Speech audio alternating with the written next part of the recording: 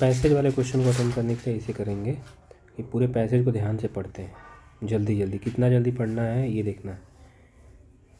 लिखा है, मानव इतिहास में हजारों साल तक शून्य का कहीं अता पता नहीं था। शून्य की अवधारणा आ भी गई थी, तब भी काफ़ी समय तक मानव ने इसे संख्या को नहीं समझा था। यह बात तो तय है कि शून्य प्रकृति प्रदत्त नहीं है। ये तो 3 चीज़ें हमको यहाँ ध्यान देना कि शून्य को प्रकृति ने नहीं दिया है। बहुत सालों तक मानव को पता नहीं था शून्य के बारे में। सब की बातें याद रखनी है। हमने शून्य का आविष्कार अपनी सुविधा के लिए किया, ठीक है। हमने किसने किया? मनुष्यों ने किया शून्य का आविष्कार। मनुष्य ने शून्य की अवधारणा को केवल न समझा बल्कि उसकी सहायता से स्वचालित उपकरणों का आविष्कार भी कर लिया। शून्य एक ही समय में एक अमूर्त विचार है और एक वास्तविकता है। और यह सीख जो है शून्य एक ही समय में एक अमूर्त विचार है और एक वास्तविकता है। अमूर्त विचार मतलब जानते ही हैं कि जिसको बिना देखे जो है हम मान लेते हैं, ठीक है। तो वैसे विचार हम सपोज कर लेते हैं, तो ये मूल विचार है, वास्तविकता है। और यह सीखना सबसे मुश्किल है कि शून्य एक से छोटा है, ठीक है।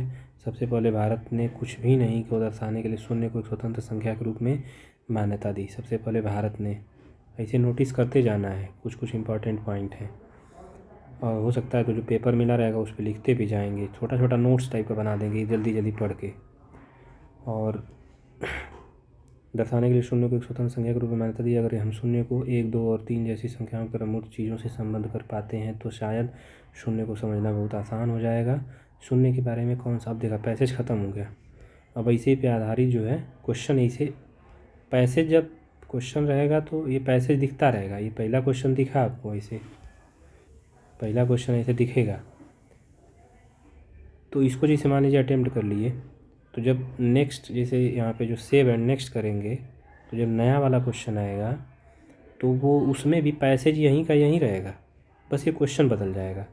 सेव एंड नेक्स्ट करने पे पैसेज यहीं लैपटॉप पे दिखेगा, सेम पैसेज। यही नहीं कि फिर से पढ़ना स्टार्ट कर दें कि नया आ गया क्या, नहीं। एक पैसेज से कम 5-7 क्वेश्चन रहेंगे और पैसेज तब तक नहीं बदलेगा जब तक इससे रिलेटेड क्वेश्चन नहीं ख़त्म हो जाएंगे। लगभग 5 से 7 क्वेश्चन रहते हैं, तो पैसेज यही रहेगा। जैसे सेव एंड नेक्स्ट करेंगे तो ये वाला क्वेश्चन बदल के कोई दूसरा क्वेश्चन आ जाएगा, ठीक। जैसे अभी मैं दिखाता हूँ कैसे आएगा। पहले क्वेश्चन क्या है, शून्य के, जल्दी से क्वेश्चन पर, शून्य के बारे में कौन सा वाक्य सही है? शून्य प्राकृतिक दत्त है, नहीं। अभी हम लोगों ने पढ़ा कि शून्य का आविष्कार मानव ने किया है, तो प्राकृतिक दत्त नहीं था, गलत हो गया। शून्य मानव जनित ने आविष्कार किया, ये सही है। जैसे एक आध ऑप्शन मिले जो पैसेज में पढ़ा हुआ पाएँ, पैसेज में हमने पीछे पढ़ा था वैसा क्वेश्चन मिला तो हम तुरंत जो है वहीं टिक करके आगे बढ़ जाएंगे, ज़्यादा इस पर समय नहीं गंवाएंगे पढ़ने में। मनुष्यों ने शून्य की अवधारणा को न समझा बल्कि उन्होंने, मनुष्यों ने ही जो है हमने शून्य का आविष्कार किया, ये हम पढ़े थे। तो मनुष्य ने किया था आविष्कार। तो जैसे ही आया इस पर क्लिक करके आगे बढ़ जाएंगे। ये सब नहीं पढ़ेंगे ज़्यादा फालतू। शून्य की गणना मानव ही कर सकते हैं, ज़रूरी नहीं है। शून्य मूर्त धारणा है, नहीं। ये हम पढ़े थे अभी कि शून्य जो है एक अमूर्त विचार है। जल्दी से इतना दिमाग में बिठाना है पैसेज को। और पैसेज हड़बड़ी में नहीं पढ़ना है, एकदम कहानी की तरह पढ़ना है। और क्योंकि उसको आराम से भी पढ़ना है, क्योंकि उसी से क्वेश्चन सबसे ज़्यादा सही होते हैं। एक भी जब नहीं समझ में आए, जैसे मान लीजिए कि क्वेश्चन पढ़ते ही इनमें से पढ़े और भूल गए कि क्या पढ़े थे, तुरंत जो है पैसेज पे इसे जाके तुरंत उसको ढूंढिए कि ये वाली चीज़ कि शून्य का आविष्कार कौन किया था।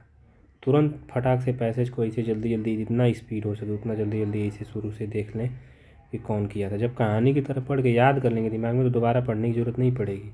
जैसे आप इसे इसको देखेंगे, शून्य के बारे में कौन सा वाक्य सही है, तो शून्य मानव जाति आविष्कार है, ये पढ़े थे, सही हो जाएगा। शून्य मूर्त धारणा, ये गलत हो जाएगा। शून्य की गणना मानव ही कर सकते हैं, नहीं। इसको गलत कैसे करना है कि इसकी गणना कोई भी कर सकता है, कोई जानवर भी, वो भी जान जाएगा कि 2 लोग आ रहे हैं, चाहे कोई भी नहीं है। ये सब चीज़ें मानव ही नहीं कर सकता है केवल, ठीक। तो इस तरह से कंप्यूटर भी कर सकता है, सब कोई भी कर सकता है इसका धारणा, इसलिए गलत हो जाएगा। अब मैं दिखाता हूँ कि नेक्स्ट करने पे क्या होता है। नेक्स्ट करेंगे ये बटन से सेव एंड नेक्स्ट पे, तो हमारा देखना पैसेज वही रहेगा। पैसेज वही है, ध्यान से देखना, पैसेज वही है, लेकिन इसका जो क्वेश्चन है वो बदल गया। ऐसे ही सेम वहाँ ऑनलाइन स्क्रीन पे भी होगा, पैसेज वही रहेगा। आपको दोबारा पीछे नहीं जाना है, यहीं से प्रश्न पढ़ना है और यहीं से पैसेज भी आप पढ़ सकते हैं ऊपर, दोबारा पढ़ने की ज़रूरत पड़ी तो। अब क्या कह रहा है कि संख्याओं के संदर्भ में कौन सी अवधारणा समझानी सबसे कठिन है। संख्याओं के संदर्भ में कौन सी अवधारणा समझनी सबसे कठिन। हम लोग पढ़े थे कि हाँ, सबसे कठिन क्या है। शून्य की अवधारणा आ भी गई तब भी काफ़ी समय तक मानव ने इस संख्या को नहीं समझा। यानी कि शून्य की अवधारणा को समझना जो है सबसे कठिन है। और उसके बारे में क्या, शून्य सबसे बड़ी संख्या है ये समझना कठिन था नहीं। शून्य इस एक से बड़ा है ये तो गलत हो जाएगा, इसे शून्य एक से छोटा होता है। और शून्य जोड़ा जा सकता है ये भी गलत है, क्योंकि शून्य को जोड़ेंगे तो वही चीज़ आएगी। शून्य शून्य जोड़ेंगे तो उसको जोड़ा नहीं जा सकता, क्योंकि है ही नहीं तो जोड़ेंगे क्या। शून्य एक से छोटा है, यही सही मिला हमें। तो इसी पे इसे क्लिक करेंगे और फिर तुरंत जो है सेव एंड नेक्स्ट कर लेंगे। फिर नया क्वेश्चन बदल जाएगा, क्वेश्चन आ जाएगा, पैसेज वही रहेगा। क्वेश्चन यहाँ दूसरा आ गया, पूछा है कि विश्व में किसने पहले शून्य को संख्या के रूप में मान्यता दी। बस जाहिर सी बात है भारतवासियों ने पढ़े हैं, तुरंत यहाँ पे टिक करेंगे, आगे बढ़ जाएंगे। भारत खोजेंगे, जिसमें मिला उसको टिक कर यहाँ पे ऐसे गोला सा बना रहेगा। माउस जो है ऐसे धीरे से क्रॉस ले जाएंगे ऐसे, जिस ऑप्शन पे जो सही रहेगा ऐसे ले गए यहाँ पे। ऐसे एक बार क्लिक कर देंगे उसकी बटन और तुरंत जो है सेव एंड नेक्स्ट कर देंगे। तुरंत जो है इसी क्वेश्चन से रिलेटेड एक और पैसेज मिल जाए। पैसे से रिलेटेड, शून्य एक ही समय में एक अमूर्त विचार है और एक वास्तविकता है का आशय है। अब इसका आशय बताना है कि यह दिखाई नहीं देता। अमूर्त विचार होने का मतलब ये हो गया कि वो दिखाई नहीं देगा आँखों से आपको, हम बिना देखे इसको समझ जाते हैं। ऐसे विचार अमूर्त होते हैं। और जिन चीज़ों को हम आँखों से देख के समझते हैं, गेस करके समझते हैं कि तो वो मूर्त विचार होते हैं। तो अमूर्त विचार जहाँ जानते हैं कि बिना देखे समझ जाते हैं। और एक वास्तविकता है, यानी कि वास्तविकता होने का मतलब कि ये एग्जिस्ट करता है, इसका अस्तित्व है। ऐसा नहीं है कि एग्जिस्ट नहीं करता, एक रियलिटी है वो। तो इस हिसाब से पहला ही यह दिखाई नहीं देता सही बात है, ये सही कर लेंगे। संख्याओं में महत्वहीन स्थान धारक है, गलत, क्योंकि इसका स्थान तो अच्छा है। संख्या जीरो के बिना जो है कुछ पॉसिबल ही नहीं है। यह दिखाई देता है पर इसे किसी शब्द में सुन नहीं सकते, गलत। ये दिखाई नहीं देता है, शून्य को हम देख नहीं सकते। कोई चीज़ है ही नहीं तो उसको हम देख नहीं सकते। शून्य का मतलब न होना, कोई चीज़ है ही नहीं तो उसको देख नहीं सकते, लेकिन उसको सुना जा सकता है। शून्य बोल रहे हैं, सुनाई दे रहा है, तो ये इसलिए गलत हो जाएगा कि ये दिखाई देता है। बाकी ये चीज़ गलत है। यह अदृश्य है पर इसे सुन सकते हैं, नहीं सुन सकते, इसलिए ये भी गलत है। अमूर्त विचार है और उसका अस्तित्व है, केवल यही सही होगा। सुनाई भी नहीं देता, दिखाई भी नहीं देता, इसीलिए जो है हम उसको अमूर्त मानते हैं। ऐसे ही सेव एंड नेक्स्ट करके अगले क्वेश्चन पे बढ़ जाएंगे। अब देखिए ये भी वही वाला प्रश्न है, पैसेज है, लेकिन इसके जो है उत्तर क्वेश्चन बदल गए। शून्य की अवधारणा आने पर भी मनुष्य ने इसे बहुत समय तक संख्या क्यों नहीं समझा होगा। ये रीजन पूछ रहा है, क्यों नहीं समझा होगा। मूर्त चीज़ों से शून्य की संबंधता न होना, सभी वैज्ञानिकों द्वारा इसे मान्यता न देना, पशुओं द्वारा इसकी समझ रख पाना, इसकी प्रकृति प्रदत्त न होना, गलत बात। प्रकृति ने नहीं दिया तो इसका मतलब ये नहीं है कि वो नहीं समझ पाएंगे। पशुओं द्वारा इसकी समझ रख पाना ये भी गलत है, क्योंकि इसमें पढ़े ही नहीं पैसेज में कहीं। सभी वैज्ञानिकों ने इसे मान्यता नहीं दी, ये भी गलत है, क्योंकि ऐसा कुछ लिखा नहीं था पैसेज में भी। और हमें मान्यता मिलेगी तभी तो शून्य के बारे में जानेंगे, तो इसलिए गलत। मूर्त चीज़ों से शून्य की संबंधता न होना, मतलब सबको कठिनाई क्यों होनी, क्योंकि वो जो चीज़ें हमें आँखों से दिखाई देती थी उससे वो रिलेट नहीं कर पाते थे, उससे संबंध नहीं स्थापित कर पाते थे कि ये चीज़ है तो 2 में से 2 हम घटा रहे हैं तो सब चीज़ ख़त्म हो जा रही है, तो उसको क्या दिखाएंगे, ज़ीरो लिखने का क्या मतलब है, ठीक है, 0 का 2 में मल्टीप्लाई करेंगे तो उसका क्या मतलब है। ऐसे बहुत सारी चीज़ें हैं जो संबद्ध नहीं हो पाती थी। अब इसको हम पैसे से कैसे ढूंढेंगे, कठिन है थोड़ा सा क्वेश्चन, उसको समझना पड़ेगा पैसेज में जाके।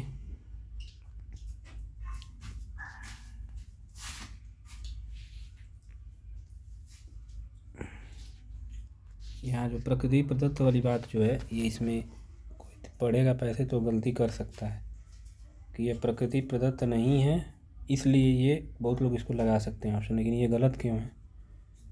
क्योंकि प्रकृति प्रदत्त न होने से कोई दिक्कत नहीं थी। देखिए यहाँ लिखा हुआ है कि एक वास्तविकता ये भी तो पढ़े हैं।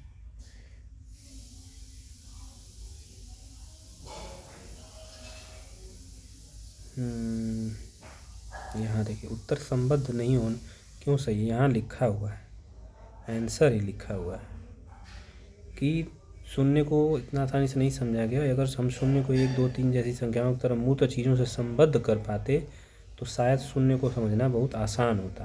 तो ये पैसे जब हम पढ़ेंगे तो ये चीज़ हमें मिल जाएगी। मूर्त चीज़ों से शून्य की संबद्धता नहीं थी, इसीलिए इसे समझना क्या था, कठिन था। उत्तर मिल गया हमें। ये प्रकृति वाली भी बात यहाँ लिखी हुई है कि हाँ कहाँ लिखा था, यहाँ लिखा था कि शून्य प्रकृति प्रदत्त नहीं है, हमें शून्य का आविष्कार करने की सुविधा के लिए। इसमें ये नहीं लिखा है कि इसकी वजह से समझ में नहीं आया, तो पैसेज पढ़ के भी हम बता सकते हैं ये चीज़ जो है गलत है। यहाँ लिखा हुआ है साथ कि चीज़ें मूर्त चीज़ों से संबंध नहीं था, तो ये समझना कठिन हो गया था। मतलब मूर्त चीज़ों से संबंध कर पाते, यानी ऐसा हुआ होता तो आसान हो जाता, लेकिन ऐसा हुआ नहीं, इसीलिए ये कठिन था। यही चीज़ पूछा। अब इसमें हम नेक्स्ट ऑप्शन करेंगे और फिर देखेंगे कि एक और क्वेश्चन है, 6वां क्वेश्चन है ये। किस शब्द में अव उपसर्ग का प्रयोग हुआ है? ये तो आसान है, उपसर्ग जो है पहले लगता है, प्रत्यय बाद में लगता है। तो पूछ रहा है कि प्रयोग नहीं हुआ है, पूछा है प्रयोग नहीं हुआ है, तो अवधारणा इसमें हुआ है, अवधि इसमें भी हुआ है, अवनति अवधि में नहीं हुआ है। अवधि तो ये शब्द है, क्या बोलते हैं, रूढ़ शब्द है।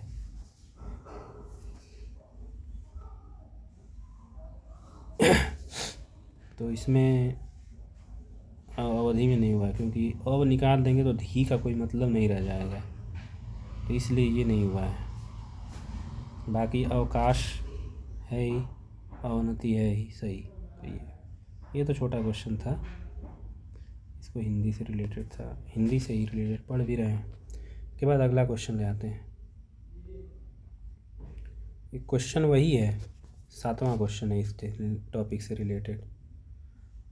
हम 13 मिनट ले लिए बस बताने में, करेंगे जो आपको पता रहेगा तो जल्दी जल्दी पढ़ के कर लेंगे जल्दी जल्दी। यह इतिहास में किस प्रत्यय का प्रयोग हुआ है? प्रत्यय पूछा है, इतिहास में किस प्रत्यय का प्रयोग किया जा सकता है? अच्छा, तो इतिहास से क्या बन सकता है? ऐतिहासिक बन सकता है, और कुछ बन सकता है इतिहास से, और इतिहास से इतिहासकार बन सकता है, और कुछ नहीं याद आ रहा है। तो ऐतिहासिक एक प्रत्यय इसमें जुड़ सकता है, तो ये इसलिए हो गया सही। ठीक, इसके अगले क्वेश्चन पे ये भी एक 8 क्वेश्चन दिया है इसी पैसे से। वैज्ञानिक में मूल शब्द है, वैज्ञानिक में मूल शब्द, वैज्ञानिक कैसे बनता है? वैज्ञानिक, विज्ञानिक मतलब विज्ञान इसमें मूल शब्द है और एक प्रत्यय है, और वैज्ञानिक, वै मूल शब्द जो है क्या लिखा है, वैज्ञान कुछ होता नहीं है, विज्ञानी इसमें मिल नहीं पाएगा, ये भी गलत है। विज्ञान, विज्ञान इसलिए नहीं लिखा क्योंकि वैज्ञानिक लिखा है, इसलिए शायद गलत है। ज्ञान जो है इसमें मूल शब्द है, इसमें एक्सप्लेन किया होगा क्यों, संधि विच्छेद करेंगे तो विज्ञानिक, वैज्ञानिक पता चल रहा है यहाँ से। ऐसे करके धीरे धीरे पूरा पैसेज जो है, ये भी एक 9वां क्वेश्चन है, इसी से रिलेटेड है। स्वतंत्र हो सकता है ये कई पैसेज आए, उससे कई क्वेश्चन हो, सब कैसे भी वो लोग दे सकते हैं।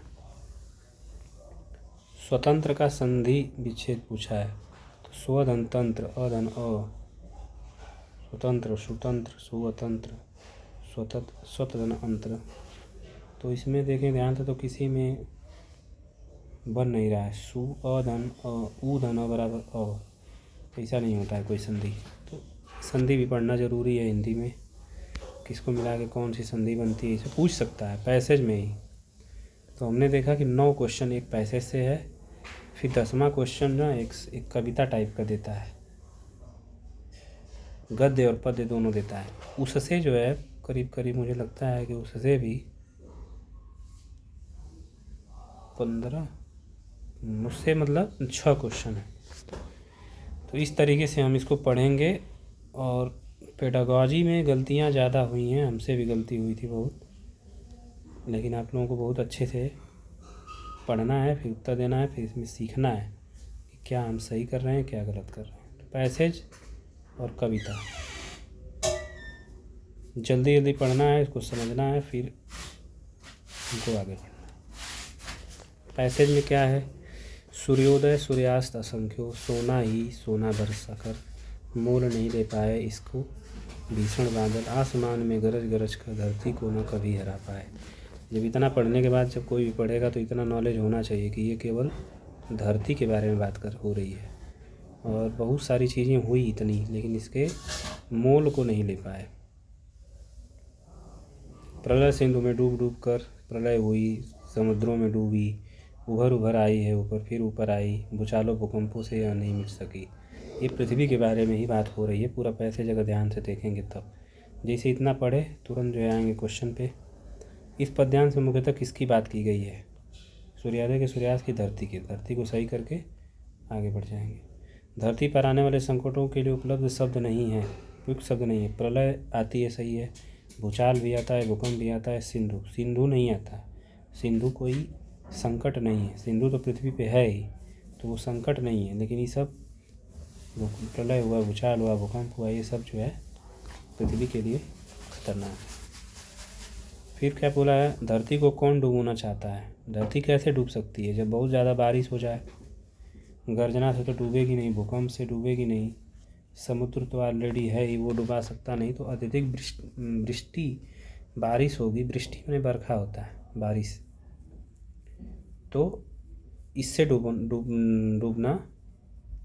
डूबना चाहता है, क्योंकि इसमें लिखा हुआ है, ध्यान से देखा जाए तो।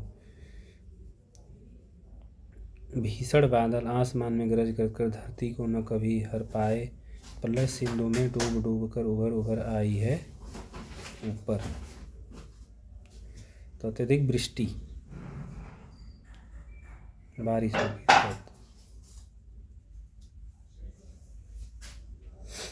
इसके बाद अगला क्वेश्चन आएंगे, ये धरती अनमोल है, भाव गद्यांश की किस पंक्ति से अभिव्यक्ति हो रहा है। अनमोल मतलब कि इसका कोई मोल नहीं ले पाया, यहीं से स्पष्ट होगा, मोल नहीं ले पाए इसको। ठीक, इसका मतलब इसकी वैल्यू कोई मेंटेन नहीं कर पाया, इसके बराबर कोई कार्य नहीं कर पाया, तो मोल नहीं ले पाए, इसको सही कर देंगे। फिर अगला ऑप्शन आ रहा है, सिंधु का पर्यायवाची शब्द नहीं। सिंधु में होता है समुद्र, इसमें से कौन सिंधु का पर्यायवाची नहीं है। जलद युदध सागर, ये सब जो है पर्यायवाची होते हैं। जलद मतलब होता है कमल का पर्यायवाची होता है। जलद पंकज, जलद बादल का पर्यायवाची होता है। जलज पंकज, जलज होता है कमल का, जलद बादल का पर्यायवाची है, इसलिए ये गलत हो जाएगा। ये सब पढ़ना पड़ेगा, पर्यायवाची भी याद करना पड़ेगा हिंदी में। ये भिन्न भिन्न युग्म हैं, शब्द युग्म है। भिन्न भिन्न शब्द युग्म का मतलब कि अलग अलग। गरज गरज एक ही है, उभर उभर एक ही है, डूब डूब एक ही है, भूचाल और भूकंप अलग अलग है। ठीक, तो ये सही हो जाएगा। अब ये पेडागॉजी है इसकी, तो इसको ध्यान से पढ़ के, वही जो पढ़ेगा उसको समझ में धीरे धीरे आने लगेगा पेपर सॉल्व करने के बाद। तो इस तरह से सब अटेम्प्ट करना है, बाकी चीज़ें और बताते रहेंगे।